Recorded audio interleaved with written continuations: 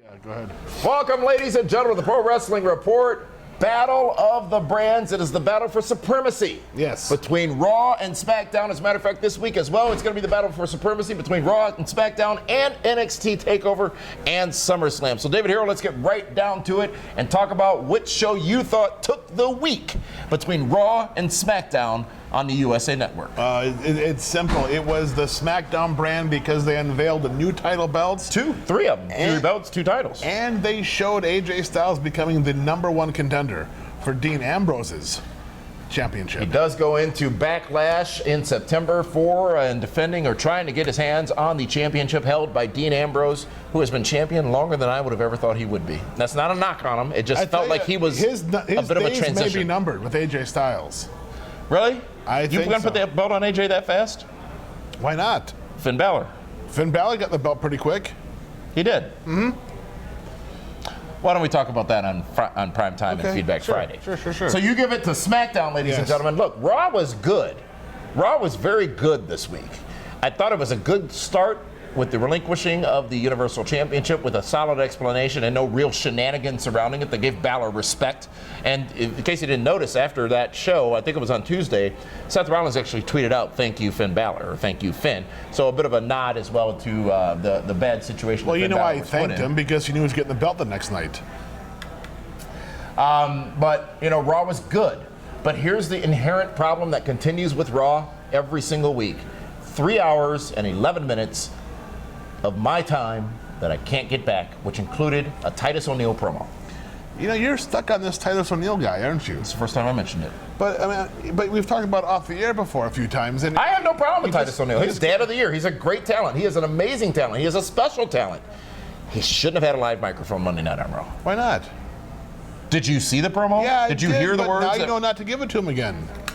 You got to roll the dice once in a while.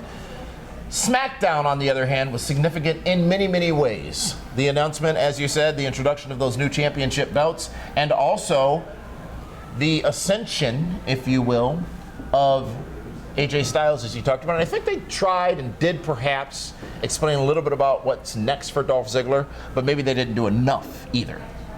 What do you do with Dolph? He's going to go back down to mid-card. He has no choice. They put him there, right? By losing that match Sunday at SummerSlam. Yeah, you know what? But he does a great Colonel Sanders.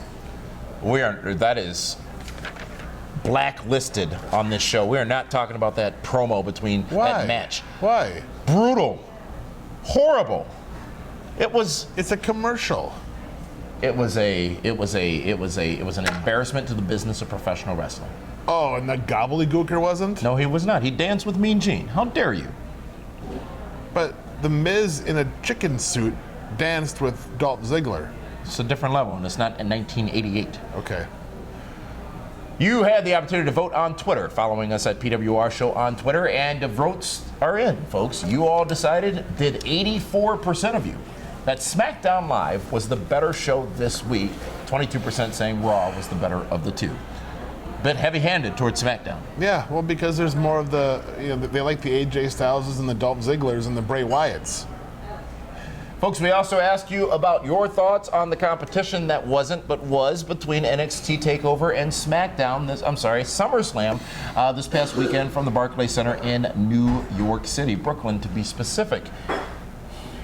It's a stretch to compare the two shows, but you have no choice but to compare the two shows. No, you shouldn't compare. It's two different types of matches. But they happen over the course of the same weekend from the same company. Okay. So I think, as I said, it's a stretch, but I think you can compare the two.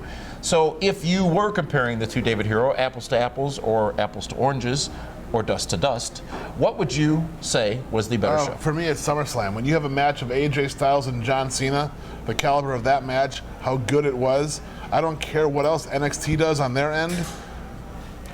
You had a marquee show with marquee matches versus a marquee show with a marquee match, right? Mm-hmm. Comparing SummerSlam to NXT TakeOver, not knocking TakeOver at all, but I would agree with you, David Hero. Last year's TakeOver had way bigger star was power. Better. SummerSlam was the better show by far, by any measure, every measure, if you are a fan of professional wrestling. However, many of you who are fans of professional wrestling disagree with what he said, and you think TakeOver was the better show. Hey, they're not real fans. Matter of fact, it was almost as heavy as the lopsidedness of the Raw versus SmackDown voting this week.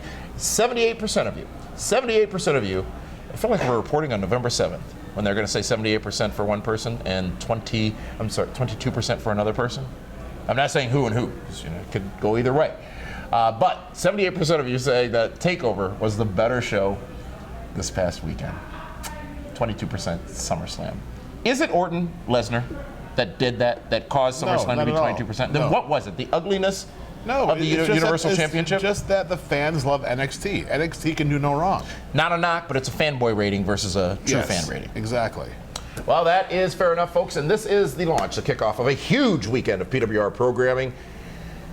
This show, Battle of the Brands, obviously, and then tomorrow it's an all-new Feedback Friday when we look deeply into SummerSlam and more of your comments about our broadcasts last week, the part he loves. And then on Saturday night, it's a loaded edition of Prime Time. We are broadcasting here from Karma Bar and Grill again all weekend long in celebration of their upcoming broadcast of the UFC 203, featuring CM Punk's debut why do you keep forgetting matchup. that? I still got 202 on my mind with McGregor and Diaz.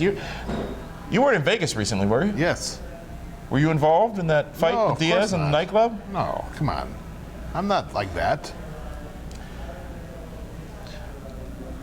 Primetime Saturday night, folks. We're going to talk about the very eventful Raw. We're going to talk about the very eventful SmackDown. We're going to talk about TNA Impact Wrestling. We're going to talk about NXT TakeOver and everything else that happened in the weekend professional wrestling. That Friday night, 8 o'clock p.m. on Fight TV and also on YouTube, and also Saturday night primetime at 8 o'clock p.m. on Fight TV and YouTube. Can you keep yourself out of trouble long enough to make the next two shows over the course of the next 2 days?